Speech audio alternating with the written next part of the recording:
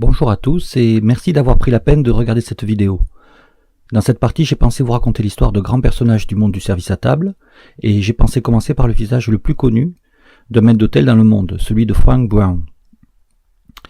Oui, en effet, l'effigie de la fameuse marque du riz Uncle Ben's est en fait celle d'un maître d'hôtel de Chicago. Voici la petite histoire. Nous sommes dans les années 50, un entrepreneur, Gordon L. Airwall, qui cherche un nom commercial pour vendre du riz pré-cuit, cherche une image. Il fréquente ce restaurant et trouve le visage de Frank Brown rassurant pour sa cible, les familles. Il crée alors sa marque, Converted Rice, puis Uncle Ben, en associant le visage du maître d'hôtel à celle d'un vrai personnage nommé réellement Uncle Ben et qui est dans le monde du riz au Texas. Mais les historiens sont divisés sur le vrai Ben. Ce qui est certain, c'est que la dénomination Uncle signifie plutôt monsieur, qu'oncle. L'achat de l'image de Frank Brown aurait représenté un billet de $50. Il n'y a pas d'informations sur ce qu'est devenu le maître d'hôtel après la diffusion de son image. Je vous propose dans cette rubrique et dans les vidéos à venir de comparer le monde du restaurant et celui du théâtre. Souvent, le chef ou le restaurateur a une vision globale de la salle et de ses clients, alors que nous, les maîtres d'hôtel, pouvons affiner cette vision afin qu'elle corresponde mieux à l'expérience client, qui se divise en 4 univers. Nous utiliserons pour cette partie des vidéos ainsi qu'un restaurant virtuel que vous pouvez voir en ce moment composé d'une zone accueil de 2 carrés, un dans chaque salle, ainsi que d'une véranda dans laquelle le service correspondra plus à une formule de bistronomie.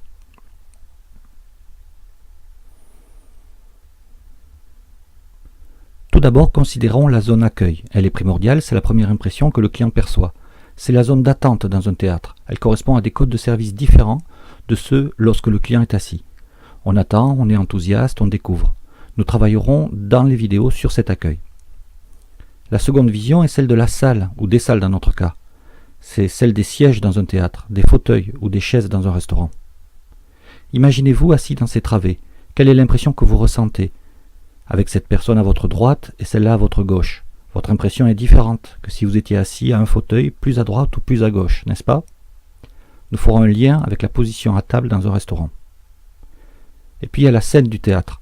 Dans un restaurant, nous verrons qu'il y a 2 scènes. Celle qui correspond au service qui se déroule, aux techniques du maître d'hôtel, au théâtre social constitué par les clients eux-mêmes, et celle qui se déroule en face des yeux du client, sur un périmètre très restreint, et qui est différent pour chaque client.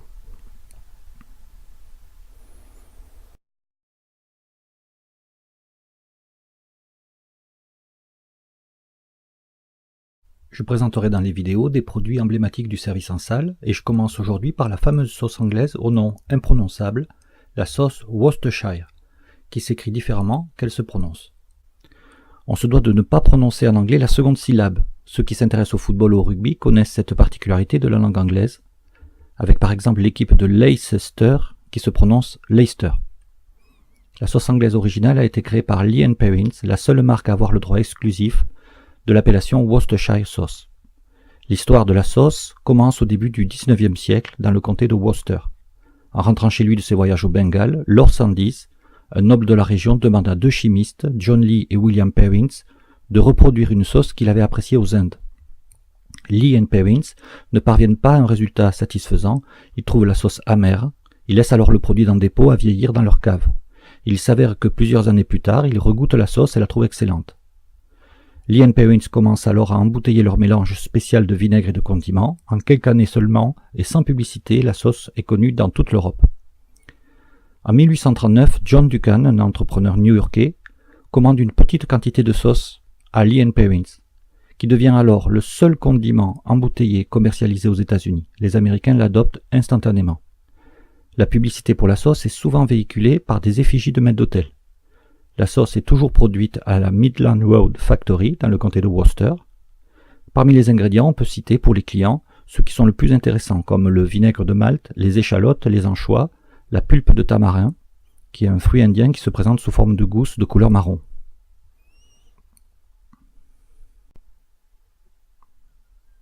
Comme introduction à la recette originelle du steak tartare, il me faut vous présenter le roman de Jules Verne, Michel Strogoff. Ce roman est très connu parmi les lecteurs, mais aussi parmi les clients qui ont entre 40 et 60 ans aujourd'hui, par rapport à une série télévisée à succès dans les années 80. Mais aussi parmi les jeunes clients qui ont entre 20 et 25 ans aujourd'hui, puisque le roman a fait l'objet d'un dessin animé diffusé dans les années 90.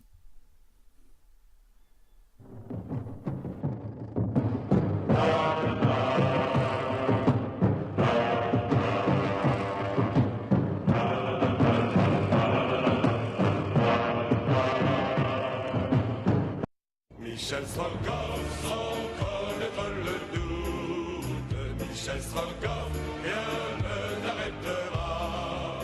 À travers les brouillards, le courrier du tsar, tu reprendras la route. Le roman est édité en 1876 et connaît un succès immédiat.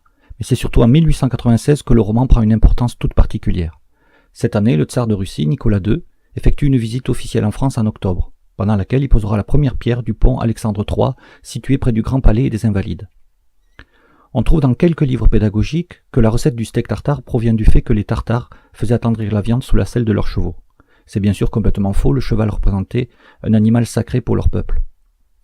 En réalité, la recette du steak tartare est créée sur une erreur de littérature. Jules Verne, qui n'est jamais allé en Russie, imagine une histoire romanesque et comme elle est inscrite à la gloire de la Grande Russie, le tsar adore le livre. Pour être plus précis, ce n'est pas le roman en lui-même qui amène la recette, mais une pièce de théâtre du même nom qui va suivre. Dans cette pièce apparaît une recette imaginaire, celle du koubalt, une sorte de pâte faite avec des jaunes d'œufs, du riz, de la viande pilée. Les restaurateurs parisiens, en particulier les brasseries, proposent donc en 1896 une interprétation de ce koubalt pendant cette visite officielle du tsar, et les clients parisiens et russes, pensant qu'il s'agit d'une véritable recette, car ils ont tous lu le best-seller, y goûtent et l'adoptent. La recette sera stabilisée dans les années 20, et j'ai choisi de vous proposer une recette proposée par Joseph Niels en 1926, qui sera revisitée par M. Guilleminot dans les années 70. Nous en reparlerons. Voici les produits que je vais utiliser. Il a fallu que je prenne un parti pris et j'ai décidé de placer chaque ingrédient face à vous, même si leur position n'est pas la meilleure pour leur prise en main. J'ai essayé de reproduire le goût traditionnel du steak tartare à son origine, c'est-à-dire entre le début du siècle dernier et les années 30. Tout d'abord, sur la gauche de votre écran, vous voyez du steak de cheval haché au couteau. Pourquoi haché au couteau? Parce que les hachoirs électriques chauffent la viande. Je présente d'ailleurs mes excuses à tous les licenciés de la Fédération française d'équitation. Je n'utilise du cheval que pour des raisons historiques ici. Je présente le steak sur son hachoir et sur une planche en bois debout, pinchoak, qui représente le bio du boucher. Nous verrons dans une prochaine vidéo que cet objet qui me sert de hachoir aujourd'hui est plein de symboles pour les maîtres d'hôtel. J'ai ensuite décidé d'utiliser de l'huile d'olive, plus ancienne dans son utilisation en France que l'huile d'arachide qui est citée dans les recettes des années 70, car cette dernière n'est apparue qu'à la fin du XIXe siècle. J'ai choisi une AOP huile d'olive d'Aix-en-Provence, mais aussi de la fleur de sel de Camargue, du poivre noir servi dans un moulin Peugeot, des capres de la marque Florelli, de la moutarde de Meaux à l'ancienne Pommery, et nous aurons l'occasion d'en reparler dans une prochaine vidéo, de l'oignon ainsi que du persil, des cornichons hachés, en plus des capres.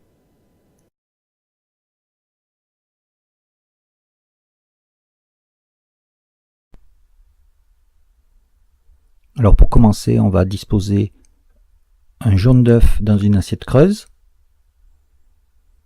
On va saler,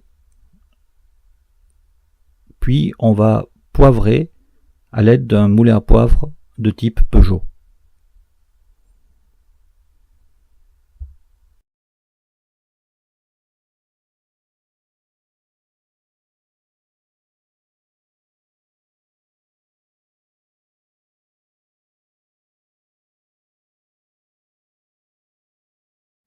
Je vais ajouter une cuillère à café de moutarde.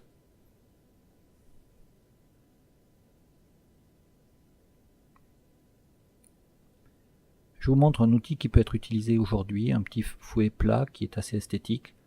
Pour ma part, je préfère continuer à utiliser deux fourchettes, comme le font traditionnellement les maîtres d'hôtel, deux fourchettes étant le fouet du maître d'hôtel.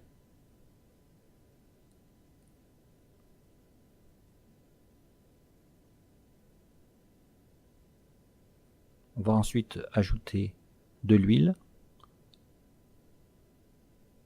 réaliser une sorte de mayonnaise. On va placer le steak de cheval au centre de la sauce ainsi obtenue. On va l'écraser délicatement. Et puis ensuite, ce qui est très important, et c'est pour ça qu'on réalise le steak en salle, c'est de demander à chaque client ce qu'il souhaite. Par exemple, un client peut demander un steak plus fort, avec 5 ou 6 gouttes de tabasco, un trait de sauce anglaise, et on va lui proposer différents condiments, des capres, des cornichons, du persil plat et des oignons.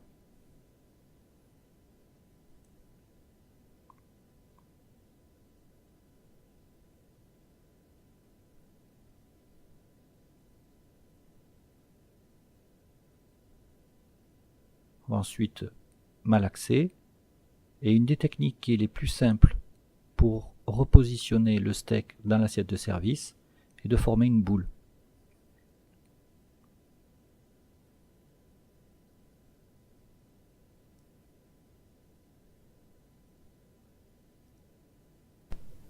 Le steak tartare est servi traditionnellement avec de la salade et des pommes frites.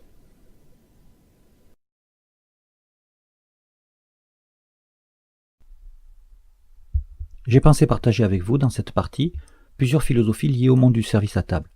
Et pour commencer, dans cette première vidéo, vous proposer une réflexion sur le processus d'artification qui semble échapper souvent aux maîtres d'hôtel alors qu'il semble plus accessible à nos amis cuisiniers. Pourquoi un maître d'hôtel devrait être condamné à ne reproduire que des recettes traditionnelles et un cuisinier créé en permanence? Cela n'a pas de sens. Une des explications vient du fait que les cuisiniers créent à partir d'un socle de connaissances commun et accepté par tous. Dans leur bibliothèque, tous les grands cuisiniers possèdent par exemple le guide culinaire d'Escoffier ou le Larousse gastronomique. Alors que nous, les maîtres d'hôtel, n'avons pas pour l'instant d'encyclopédie, et je milite pour que nous réussissions à en éditer une. Afin de mieux réussir à proposer des innovations dans nos recettes, nos gestes, nos scénographies du service en salle, je vous propose de comprendre comment se passent les choses dans d'autres arts que le nôtre. Ce mois-ci, faisons un petit voyage dans le monde de la peinture.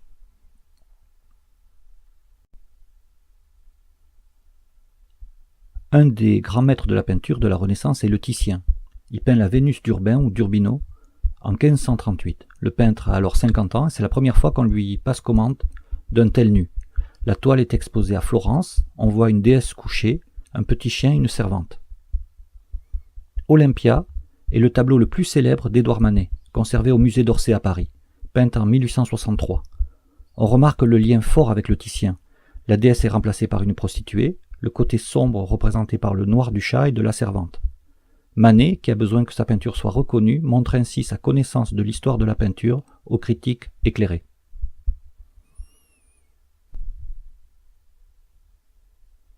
Le même phénomène peut être constaté dans Les Demoiselles d'Avignon, tableau peint à Paris par Pablo Picasso en 1907. Le tableau est considéré comme l'un des tableaux les plus importants de l'histoire de la peinture, en raison de la rupture stylistique et conceptuelle qu'il propose. Il est souvent considéré comme le premier tableau cubiste. Aussi, Picasso montre-t-il au travers de la représentation d'une nature morte au centre, en bas du tableau, qu'il connaît la peinture de ses prédécesseurs, en faisant référence à Paul Cézanne. En effet, le tableau représenté, c'est la nature morte aux pommes, qui est conservée au musée de l'Ermitage de Saint-Pétersbourg. Ainsi, si nous revenons à notre steak tartare, le public est mieux enclin à accepter la créativité si elle est accompagnée d'un lien au passé. C'est le cas de la recette du tartare, par exemple, du restaurant Mama Shelter à Bordeaux, dans lequel les codes du steak tartare sont respectés mais dépassés. Dans tous les arts, ce précepte vaut. Dans le cinéma, par exemple, lorsque François Truffaut réalise La Nuit américaine, il choisit volontairement une musique de type baroque, une composition originale de Georges Delerue que vous entendez en ce moment.